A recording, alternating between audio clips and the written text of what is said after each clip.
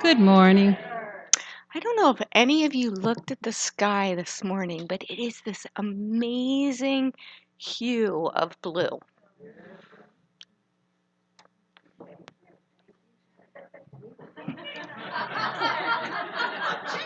Okay, I'm done.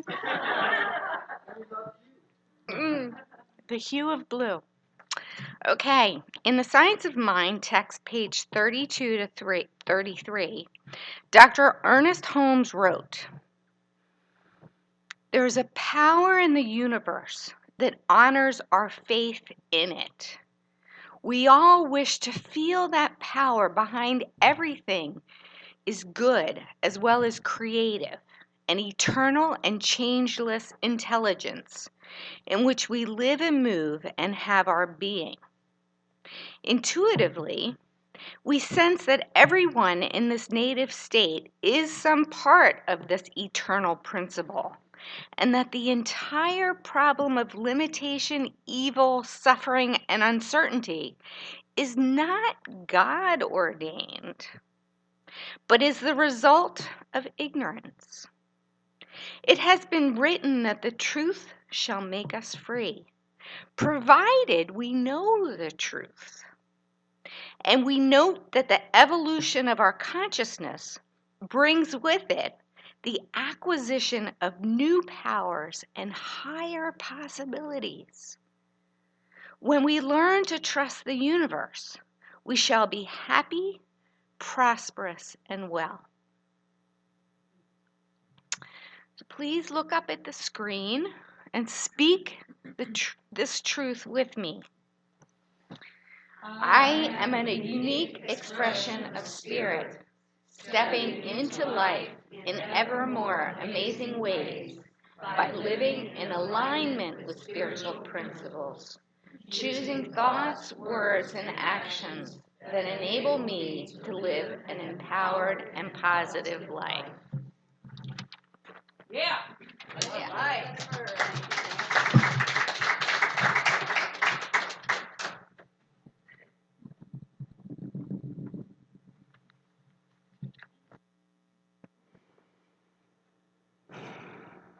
I want to repeat or summarize what Jennifer just said, a piece of it that I think is so important, and that is that there is a power in the universe that honors our faith in it. So when we trust it, we shall be happy, prosperous, and well. So our theme for this year is 2020 spiritual vision. Last year it was spirituality in action. This year, 2020 spiritual vision. So we're just taking that 2020 and using it to support our evolutionary consciousness. And so I contemplated that. What does that mean? 2020 spiritual vision. What does that mean for me? And what came to mind is that it means that I live more fully and consciously from that place of knowing who I am in truth, which is an individualization of the one infinite presence, God, Spirit, whatever you call that presence, and that made in this presence's likeness and image, that when I see or when I look upon anything, I see from a higher place. I like what Candace said in her prayer this morning, looking up. It's just a reminder to look up, not down. It's been shown that when we feel depressed, we tend to look down, right? And when we feel inspired, we tend to look up.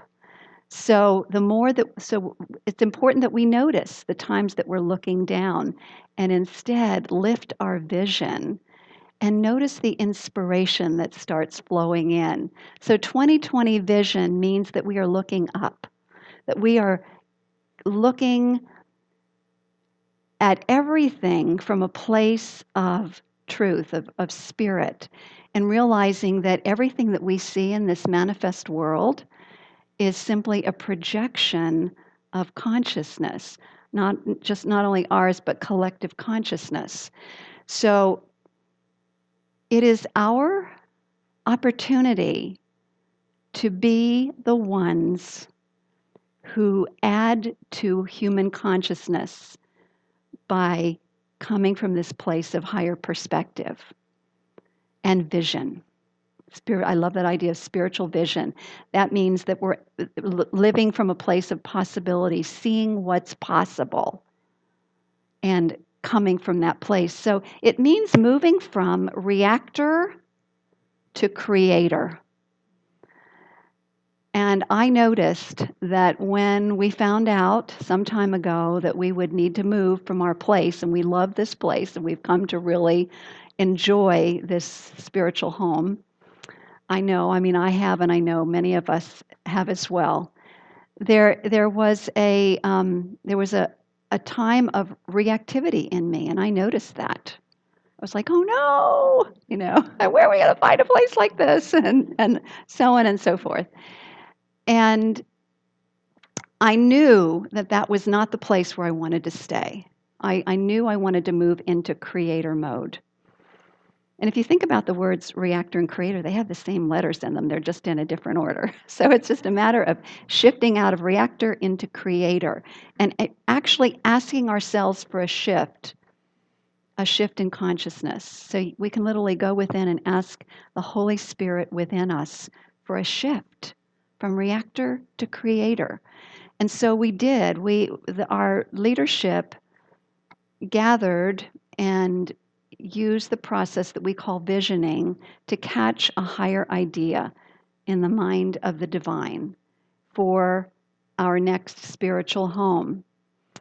And after a lot of energy, Dan and Tom in particular, looking for places, we came across the idea of Center for Creative Arts, and I believe Michelle was the one who spoke up and said, Mom, you ought to try Center for Creative Arts. So we did, and it turned out to be a match made in heaven. It's almost like they were looking for us and we were looking for them, and they are so delighted to have a community that is so inclusive. It was really important to them that we be inclusive,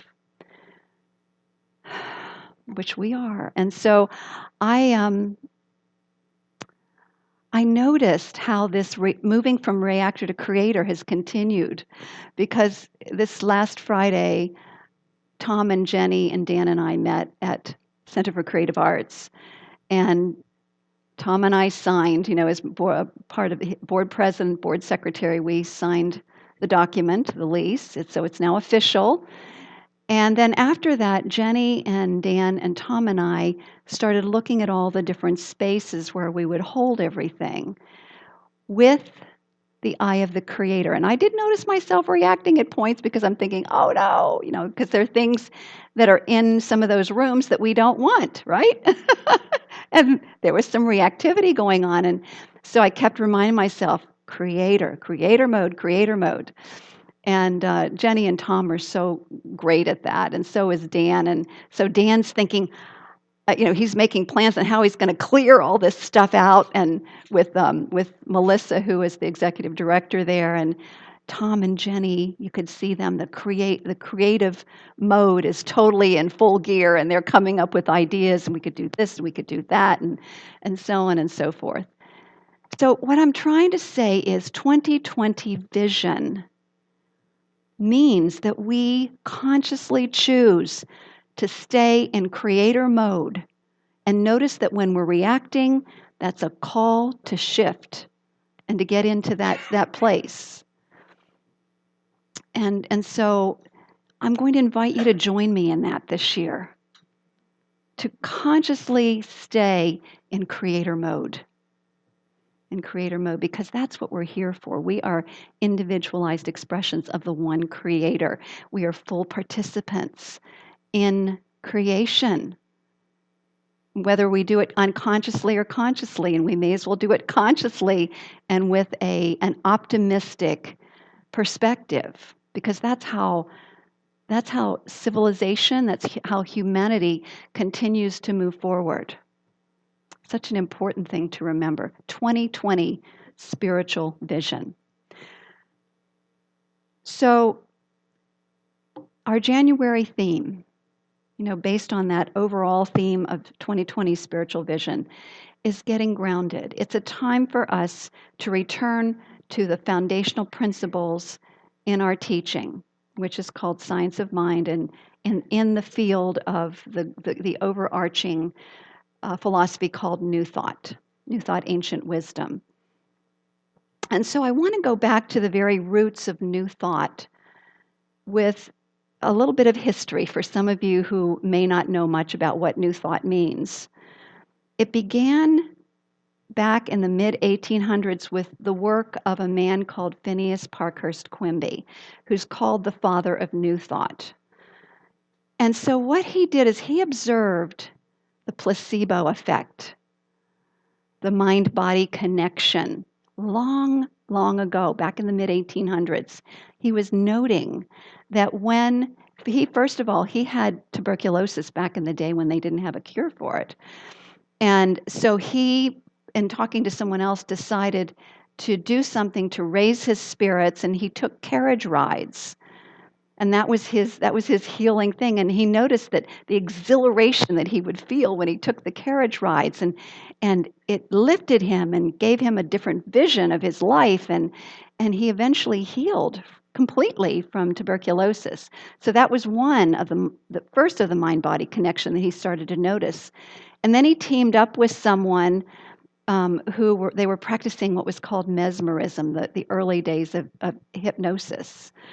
And he noticed that when he helped this man go into a trance, and the man would come up with remedies for people who were in the crowd, that these remedies really didn't have anything special about them. They didn't really have healing powers. But because the people believed that they did, the people healed. So again, the placebo effect. We hear about this in the medical field all the time. How if people believe that something's going to work, it works. Mind-body connection. This is a man who had discovered it. And this is the root of New Thought. And he went on to, he decided to have a healing ministry. And people would come to him, and he came up with an early form of what we call spiritual mind treatment, where he spoke truth and he uncovered what the root causes in consciousness were that were creating the disease, and came up with the spiritual truth, the opposite, and filled universal mind with that, and people healed. And so the Quimby manuscripts, if anybody's interested and they want to look it up online, record all of those thousands of healings that he was involved in. I want to share with you the 7 essential principles that he came up with of truth. And I think those of you who have been with us for a long time will recognize these principles in our teachings, because we come from the New Thought field. So the first one is there is one omnipresent wisdom, the warm, loving Father of us all, creator of all the universe, whose works are good, whose substance is an invisible reality. Sound familiar? Yeah, right. That was principle number 1. Principle number 2, there is within us the real self, which is eternal, who functions independently of matter. I love the way he says that. We function independently of matter, which means our consciousness molds matter, right? He also said, the invisible world is the outward projection of our inner thought world. Again, it's very familiar. Number 4, spiritual substance directly responds to thought. That means the energy that surrounds us responds to thought. Our body is the manifestation of our consciousness, our fears, our beliefs, our hopes, our errors, and our joys of mind.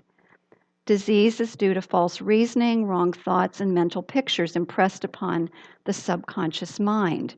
And here's the positive part about it. As disease is due to false reasoning, so health is due to the knowledge of the truth. To remove a disease permanently, it is necessary to know the cause, the error in thinking. And to know the truth about life is therefore the sovereign remedy for all ills. This is the truth that Jesus came to declare, and all of the many great spiritual masters are in alignment with this, understanding that it's done unto us as we believe. So when we change our beliefs, everything shifts. And Dr. Quimby therefore practiced this same great truth and science and passed it down to those who came after him. So our topic today is in the beginning, and in the beginning reminds us to go back to cause. If we try to change the world of effects, if we just try to shift things around, we're not getting to the root cause which is in consciousness. So if you remember in the Bible, in the beginning, God through the power of the Word created heaven and earth, the entire manifest universe, speaking it into being, which is a reminder of how it works for all of us as well as individualized expressions of God, the power of our word to speak things into being. And I did a little research on the Big Bang on the internet, and I came across this writing that was explaining the most recent findings or discoveries, let's say theories in the Big Bang. And you know, all of us have heard about the multiverse, that it's not just one universe, but there are many universes. And so science now has again been going to the idea that there is a unified field of intelligence out of which the universe took place. And in the early stages, they called it the nascent universe. And it was dominated by primordial matter, it says, that had the ability to rapidly expand space. So if you can imagine this early field of divine consciousness that rapidly expands space, and it expanded so rapidly that it started forming what they called a mosaic of patches, so energy patches. Each patch was a potential universe, is a potential universe. And so that means that the quantum field was giving birth to a multitude of universes, and continues to do so. This process of creation is endless, is what this physicist was saying, and the entity that contains it all, the scientists have called the multiverse, which potentially has an infinite field in which all of these new universes are sprouting into being. So our universe then is one of those sprouts, which is kind of amazing to think about. And it reminds me of a garden, doesn't it? Like the garden of universal mind, and all of these sprouts are popping up all over the place, each one a universe. Ernest Holmes, who's the founder of our teaching, wrote, "Creation is always beginning, never ending. Things come and things go, but creation goes on forever." That's the essence of our teaching, and we are participators in that creation.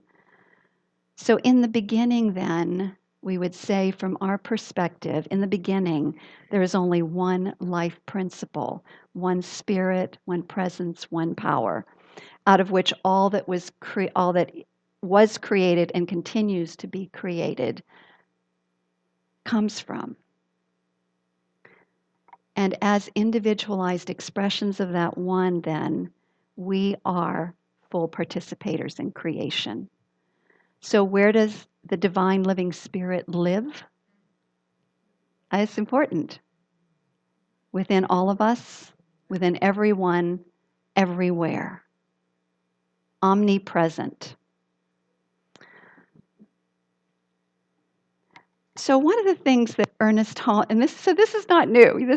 One of the things Ernest Holmes ran into when he was teaching, and remember, he started back in the 1920s and all the way through 1960 when he made his transition. And during that time, he he came across people who were progressive thinkers, and they didn't like the word God.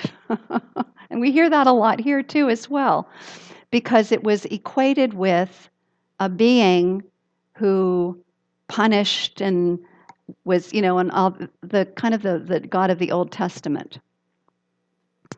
And so Ernest Holmes was well aware of this, and he came up with some other terms, actually lots of other terms. One power, universal intelligence, love intelligence, um, eternal spirit, universal mind. Anybody else? Some of the other words that came through: creative intelligence, oneness. Yeah, I mean, we could go on and on. And another term that he often used was the thing itself. And some people would have objection to that even, and he'd say, "Well, you know what? This intelligence, this source that gave rise to this amazing universe, and then now we're finding multi-universes, is indefinable, really, when you think about it. I mean, we look at the results of this presence, but this presence is an infinite, invisible presence, so amazingly intelligent that it can give birth, and I'm saying it because we don't know whether that presence is he or she. It's, if this presence is all encompassing, it's he and she. It's all of it. This indefinable presence, it could just as well be called a thing as it could be called spirit or God or all that is or infinite source. The main thing is that we use terms that help us to expand our idea of what this presence is and not put it in a box like it has to be this male with a white beard up in the sky somewhere. This is a much grander presence than the human mind can comprehend, a field of all possibility and all potentiality. And we are points of consciousness in that universal mind, and we can draw upon the ideas and the mind of God just because of who we are. We don't have to earn it. We just simply are that.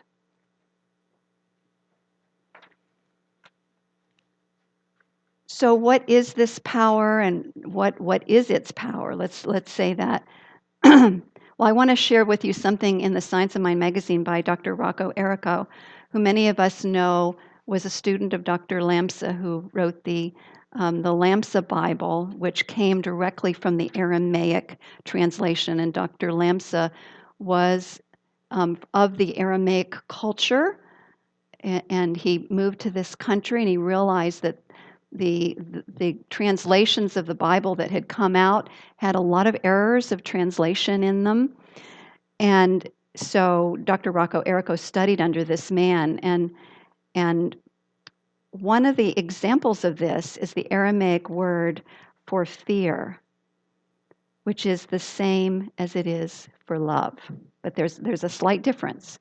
The meaning is determined by vocal inflection or a small mark on the original written word.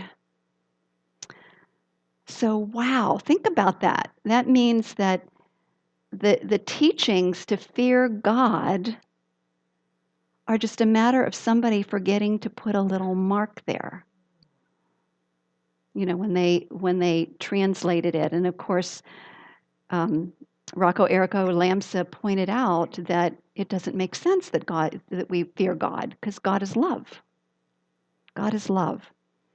And we are love. And so when we look at that, that's one of the examples. Love, then, if love is the nature of the divine, then love is the impulse behind creation. And that's very soothing to me. I don't know about you. So we then have that same love impulse, the same creative possibility and potentiality as the one on a microcosmic scale, on our own individualized scale. And we have also the freedom to choose how to use that creative potential of love. So let us in this moment practice the creative impulse of love, all right? So I invite you to close your eyes for a moment, and it's January 2020. It's a time to envision something new. And so Dan, I'd like you to put that up on the screen, yeah, because this is what we're going to be going through. Imagine that you and all of humanity have taken the quantum leap in consciousness and are living a more enlightened state. You're living the life you love. What does your life look like, feel like, sound like as a more evolved being?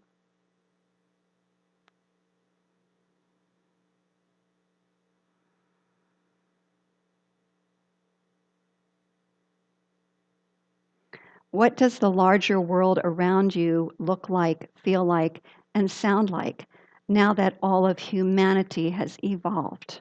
Contemplate that.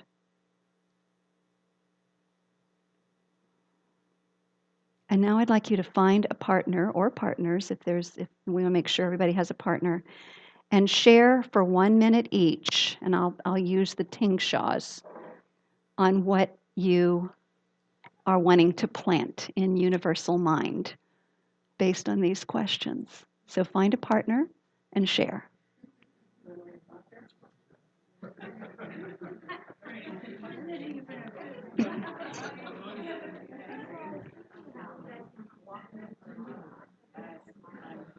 Everybody find somebody? Okay, begin.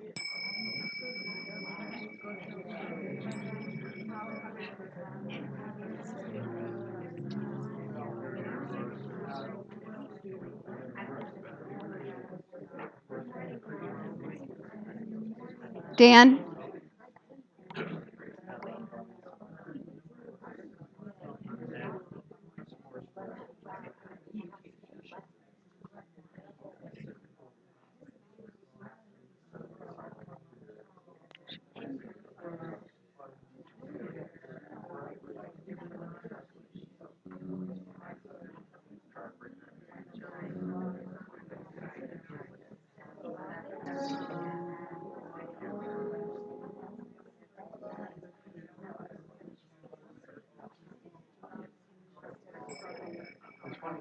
Yeah, he said he doesn't know what it is.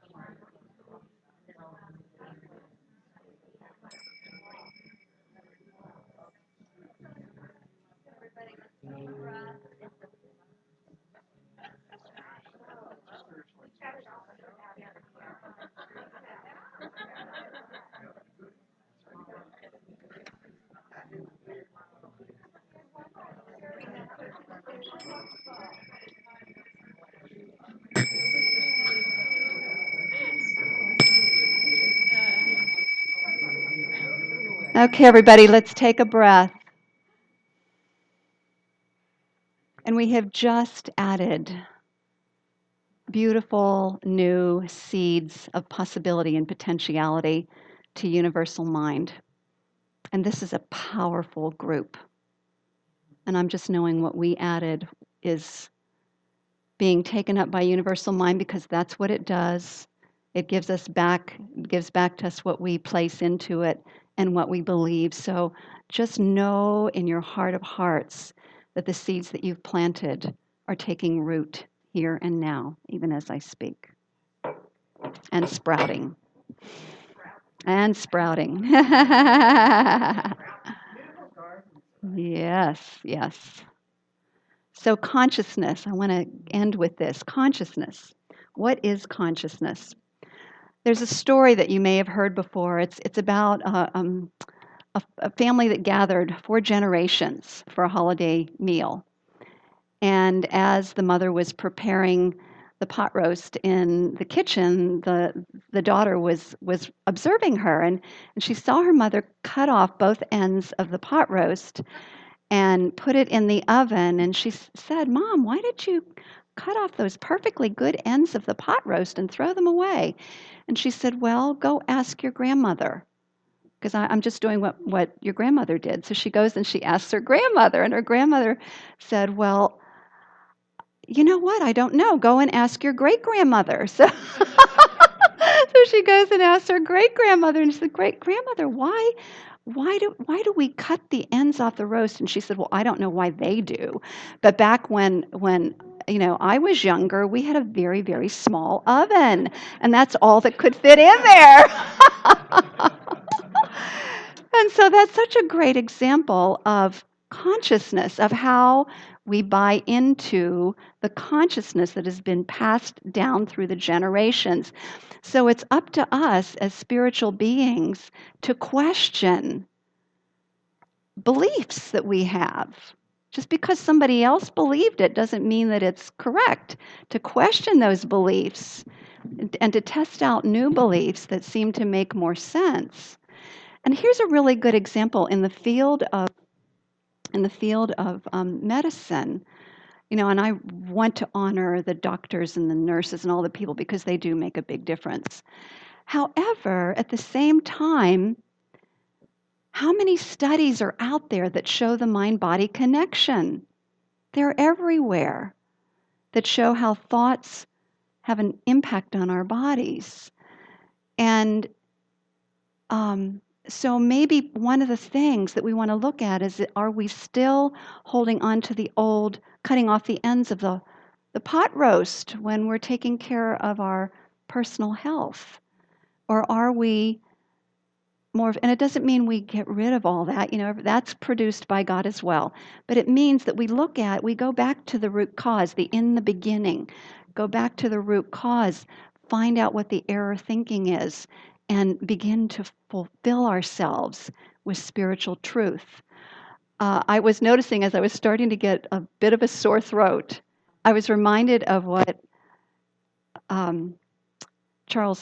Myrtle Fillmore said years ago. She's one of the founders of the Unity movement, which is a New Thought movement.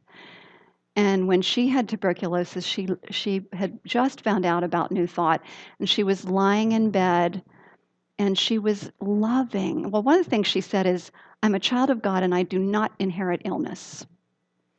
And then she would spend time talking to the different parts of her body, saying, "I love you," giving her everything, lots of love, and "Forgive me for any incorrect thinking, but I love you, I love you, I love you, I love you." And she was healed of tuberculosis. So it's important that we remember that piece. We can couple it with the treatments that we're receiving, but remember the power of the mind to heal and the power of love to heal. So there is a power in the universe that honors our faith in it. When we trust it, we shall be happy, prosperous, and well. And coming up this week, we're a metaphysical, spiritual teaching learning center. And coming up this week, you have 2 opportunities to deepen into the teachings that we offer. From Whence We Came, an absolutely awesome class. Candace and I taught it for the first time recently. It's an upgrade of the Roots class that we used to do a long time ago, because it really goes into a lot more of what happened in New Thought and other teachings, and really deepens us into the principles.